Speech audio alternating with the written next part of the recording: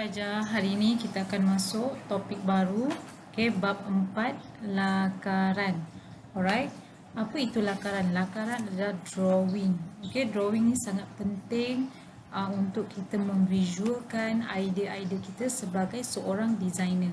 Customer kalau dia nak sesuatu produk daripada kita, kita harus menunjukkan lakaran dahulu sebelum kita menunjukkan mockup ataupun actual product. Alright.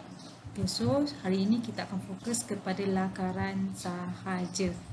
Lakaran pictorial. Lakaran merupakan contengan berbentuk garisan, gambar dan simbol bahasa yang menerangkan sesuatu perkara. Kamu boleh lihat pada gambar rajah di dalam slide ini terdapat pelbagai jenis lakaran yang dihasilkan oleh masyarakat dahulu. Kita boleh nampak binatang, kita boleh nampak manusia. Alright, dia menceritakan kisah masyarakat mereka pada zaman dahulu. Inilah lakaran-lakaran yang ditemui pada dinding gua tempat kediaman mereka. Kini lakaran memainkan peranan penting dalam sesuatu reka bentuk produk. Teknik lakaran boleh dipelajari dalam lukisan seni visual dan lukisan kejuruteraan. Dalam pembelajaran ini kamu akan membincangkan bab lakaran, iaitu lakaran berkaitan dengan lukisan kejuruteraan. Lakaran boleh dipersembahkan daripada pelbagai pandangan atau secara pictorial, bergambar sama ada 3 dimensi 3D atau 2 dimensi 2D. So cikgu akan terangkan satu persatu apa yang dimaksudkan dengan lakaran pictorial. Lakaran pictorial, gambaran kasar tentang objek sebenar atau bayangan yang akan dilihat oleh pemerhati dari pelbagai sudut.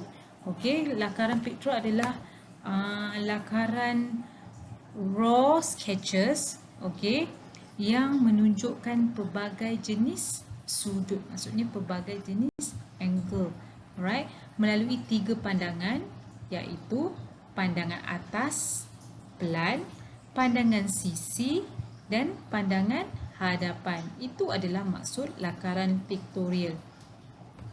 Lakaran ialah satu lukisan awal atau lukisan rough yang dihasilkan menggunakan teknik lakaran bebas atau kita panggil freehand drawing, tanpa bantuan alat melukis seperti pembaris atau jangka lukis.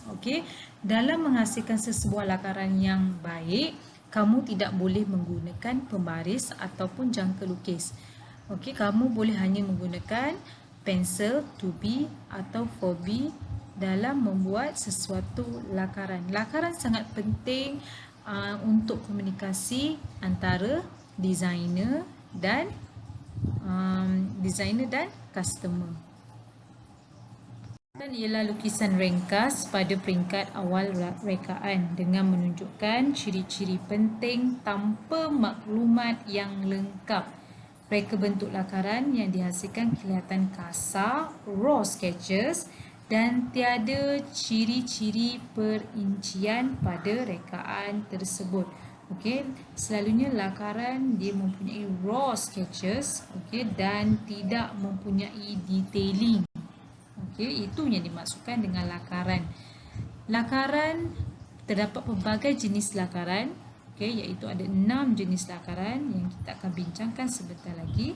Yang pertama adalah lakaran contengan, lakaran penerokaan, lakaran teknikal, lakaran persembahan, lakaran digital, dan akhir sekali adalah lakaran perkembangan idea. Ini adalah lakaran-lakaran yang harus kamu ingat dan akan keluar dalam exam nanti. Yang pertama iaitu lakaran contengan. Lakaran contengan ialah lakaran yang tidak kemas dan tidak tersusun. Kamu boleh tengok dalam slide ini, dia hanya menggunakan line yang kasar, dan tidak tersusun. Okay, kadang-kadang proportion dia pun kita tak berapa nak jelas. Okay, tapi kita boleh faham ini adalah lakaran yang untuk menunjukkan sesuatu produk ataupun hasil kerja yang kita akan lakukan. Lakaran penerokaan. Lakaran perbandingan dengan produk yang sedia ada di pasaran dari aspek evolusi, trend, bentuk, saiz, bahan dan sebagainya. Okey, lakaran penerokaan ni dia lebih kepada lakaran untuk menunjukkan trend sesuatu produk ataupun before and after. Lakaran yang ketiga iaitu lakaran teknikal. Okey, lakaran yang menggambarkan perincian seperti ceraian, keratan rentas dan pelbagai sudut pandangan. Okey, lakaran teknikal ni dia more detail. Okey, dia ada measurement, dia ada explanation, dia ada jenis-jenis bahan yang digunakan. Okey, kamu boleh lihat pada gambar rajah pada slide ini. Okey, dia sangat detail dan dia mempunyai ceraian. Okey, maksudnya ceraian ni maksudnya dia dibahagikan part by part, right? Untuk menunjukkan sesuatu produk dengan lebih jelas lagi.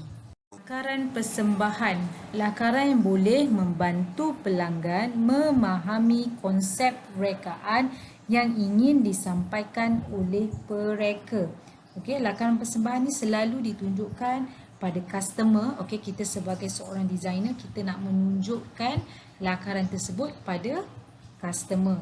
Okey, kita tak boleh tunjuk raw sketches. Alright, kita mesti menunjukkan lakaran yang final lakaran.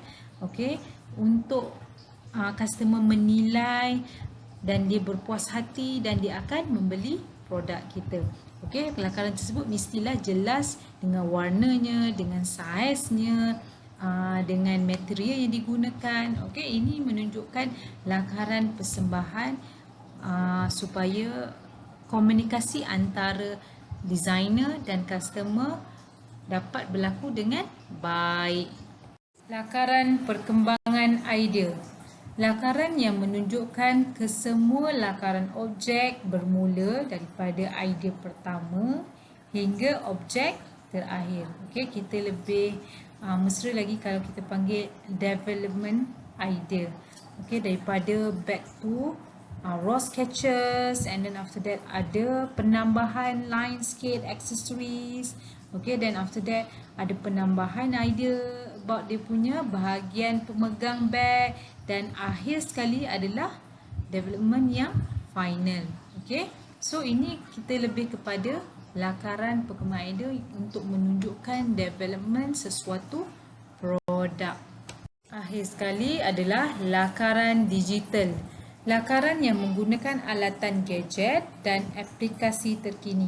Okey, lakaran digital ni selalunya digunakan pada komputer, okey, pada laptop, iPad dan sebagainya. Okey, kita boleh menggunakan dia punya aplikasi yang terkini untuk menghasilkan sketches. Tetapi lakaran digital ni mempunyai kemahiran yang tinggi dalam menghasilkan lakaran tersebut.